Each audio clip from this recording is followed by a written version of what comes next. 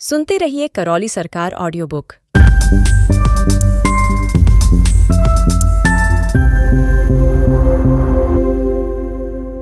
दोस्तों, गुरुदेव द्वारा लिखित समय से समाधि तक इस दिव्य पुस्तक को सुनकर आप सभी ने स्वयं का तो परम कल्याण कर ही लिया है। अब आप इस ऑडियो बुक को उन सभी लोगों तक पहुंचाइए जो बाबा के भक्त हैं और आध्यात्मिक में गहरी रुचि रखते हैं। चलो पुस्तक की अगली कड़ी की ओर चलते हुए सुनते हैं। जागृति ही नियति है। मनुष्य मात्र का समस्त श्रम, सारे प्रश्न, सारे तर्क, सारे प्रयास अतंतः विश्राम पाने के लिए ही हैं। विश्राम यानी सुख, और सुख की निरंतरता। यूं तो खाने पीने या दूसरी भौतिक सुविधाओं से भी सुख मिलता है, लेकिन वह क्षणिक होता है, उसमें निरंतरता नहीं होती। इसलिए थोड़े थोड़े समय बाद फिर कुछ स्वादिष्ट खाने पीने का मन करने लगता है, फिर कुछ नया रोचक सुनने सुनाने, मनोरंजक देखने दिखाने के लिए चाहिए। मनुष्य प्रतिदिन इसी तरह किस्तों में सुख तलाशता रहता है। सुख की इन्हीं किस्तों कड़ियों को जोड़ने के लिए ही दिन भर कोई न कोई जतन करता रहता है। सबकी कोशिश यही होती है कि क्षणिक सुखों की ये कड़ियां जुड़ी रहे और मन में हर समय सुख की निरंतरता बनी रहे। शादी विवाह या किसी उत्सव में ये कड़ियां जुड़ी हुई सी रहती हैं, इसीलिए उन अवसरों पर मन में उत्साह और चेहरे की खुशी अलग ही दिखती है। कोई जानता हो या न जानता हो, लेकिन निरंतर सुख पाना ही हर मनुष्य की चाहना है। यही परम लक्ष्य है। पते की बात यह है कि यह चाहना मनुष्य में स्वयं उसके द्वारा नहीं पैदा की गई है। यह लक्ष्य भी मनुष्य ने स्वयं नहीं तय किया है, बल्कि यह नियति द्वारा निर्धारित है कि हर मनुष्य को विश्राम यानी निरंतर सुख की अवस्था में पहुंचना ही पड़ेगा। प्रकृति ही चाहती है कि हर मनुष्य स्वयं यह लक्ष्य पाए और उसके लिए ही श्रम करे। जो भी व्यक्ति प्रकृति के इस संकेत को जितनी जल्दी समझ लेता है, वह जल्दी आराम में आ जाता है, दुखों से मुक्ति मिल जाती है, सुखों की कड़ियां जुड़ जाती हैं। जो नहीं समझता, उसे भी प्रकृति अपने तरीके से इसी मार्ग पर ले जाती है।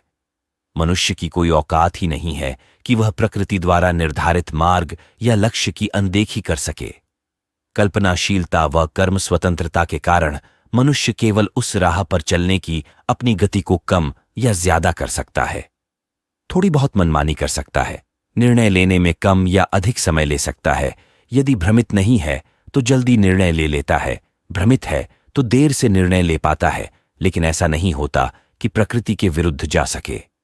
विरुद्ध जाने की कोशिश करता है तो जिंदगी में उल्टा पुल्टा ही होता रहता है। भौतिक प्रमाण ही देख लीजिए, भले ही कोई सुबह को जागना चाहे या न जागना चाहे, लेकिन जागना ही पड़ता है। कितना भी गहरा या लंबा सो लीजिए, आखिरकार तो जागना ही पड़ेगा। जांच करके देख लीजिए, केवल 24 घंटे बिस्तर से मत उठिए, सोकर देखिए होगा यह कि या तो आपका शरीर स्वतःस्फूर्त ही शौचालय की तरफ चला जाएगा, या फिर आपका बिस्तर और कक्ष ही शौचालय बन जाएगा। केवल कुछ अतिरिक्त घंटों की बेहोशी, निद्रा या मनमानी आपको घृणास्पद बदबू, गंदगी, बीमारी या फिर गहरे दुख में धकेल सकती है। स्थूल शरीर की यही व्यवस्था है। मूर्ख से मूर्ख व्यक्ति भी यह बात जानता है।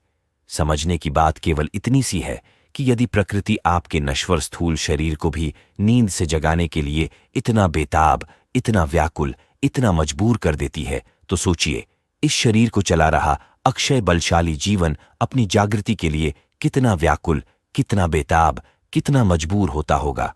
जीवन की इस बेताबी को जो जितनी जल्दी समझ जाता है, वह उतनी ही जल्दी घृणास्पद गंदगी और दुखों से छुटकारा पा जाता है। उसका शरीर शौचालय बनने से बच जाता है। प्रकृति तो यही चाहती है कि जागृति की राह पर चलकर हर मनुष्य का जीवन जल्दी से जल्दी दुखों से छुटकारा पा जाए। इस संकेत को जब तक नहीं समझते हैं, तब तक हर व्यक्ति में बेचैनी, व्याकुलता, अधैर्य, द्वंद्व, तनाव, पीड़ा बनी ही रहती है। जीवन पूरी उम्र इस गंदगी के बोझ को लिए भटकता रहता है और जन्म दर जन्म यह बोझ बढ़ता जाता है। रोचक बात यह है कि प्रकृति का ही अंश होने के कारण जाने अनजाने मनुष्य की भी चाहत यही है कि वह दुखों से मुक्त रहे, निरंतर सुख में रहे।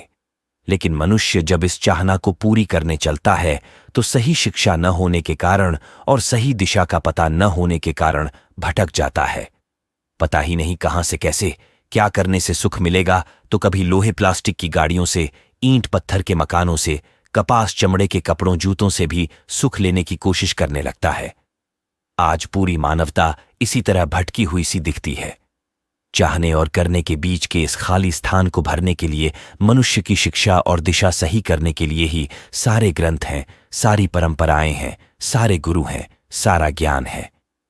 चिंताजनक यह है कि ये सब मिलकर भी युगों युगों से भटके मनुष्य को सही दिशा नहीं दे पा रहे हैं, क्योंकि मनुष्य इन्हीं चीजों में इतना बेहोश है कि जगाने वाली कोई भी आवाज सुन नहीं पा रहा है।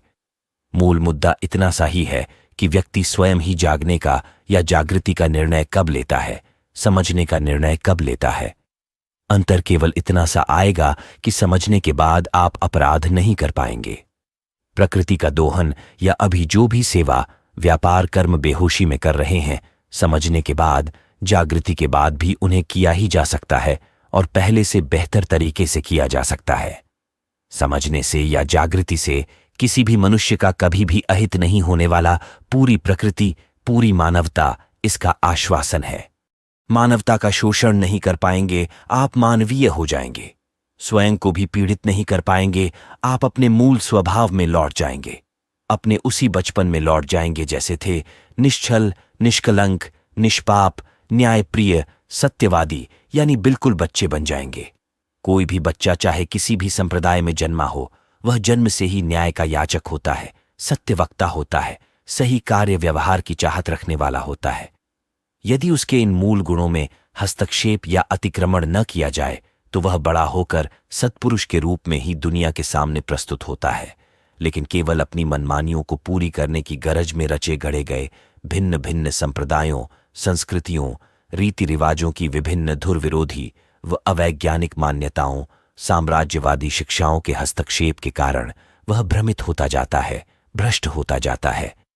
आज प्रत्येक संप्रदाय में जन्म लेने वाले बच्चे के साथ यही हो रहा है। होश संभालते संभालते तक ही वह भ्रमों में पड़कर इतना बेहोश हो चुका होता है कि आगे का पूरा जीवन किसी बेहोशी में ही जीता हुआ सा लगता है। स्वयं में ही इसे जांच सकते हैं। सोचकर देखिए कि आप क्यों जी रहे हैं, कैसे जी रहे हैं।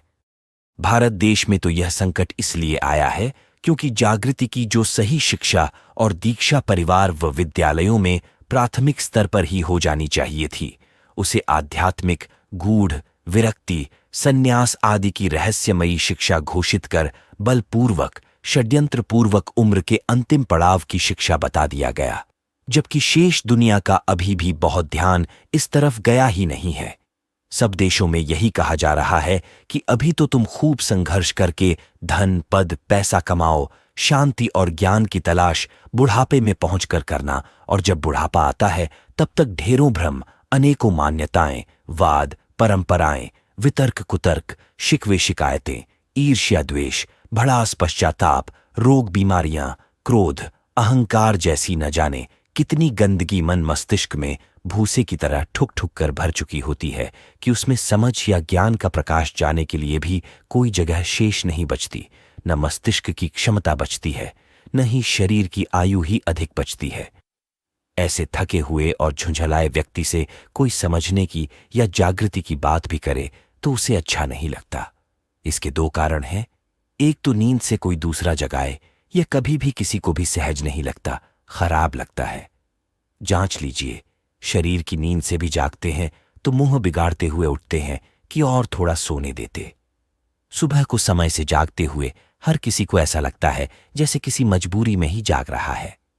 जब भौतिक शरीर का यह हाल है तो सोचिए, भोग विलास के क्षणिक सुखों में जन्मों जन्मों से आकंठ डूबा मन भला क्यों जागना चाहेगा। उसकी बेहोशी तो शरीर से भी कहीं गहरी है। उसे समझने के लिए, जागृति के लिए कोई दूसरा जगाए तो और ज्यादा जोर पड़ता है कि देखो, ये तो हमें संसार से ही विरक्त होने को कह रहे हैं। अभी तो और धन, पद, पैसा कमाना है, भोग विलास करना है, और ये छोड़ने को कह रहे हैं। प्रिय श्रोताओं, यदि आपको गुरुदेव द्वारा लिखित यह पुस्तक अच्छी लगी हो तो कृपया चैनल को सब्सक्राइब कीजिए, लाइक, कमेंट और शेयर कीजिए।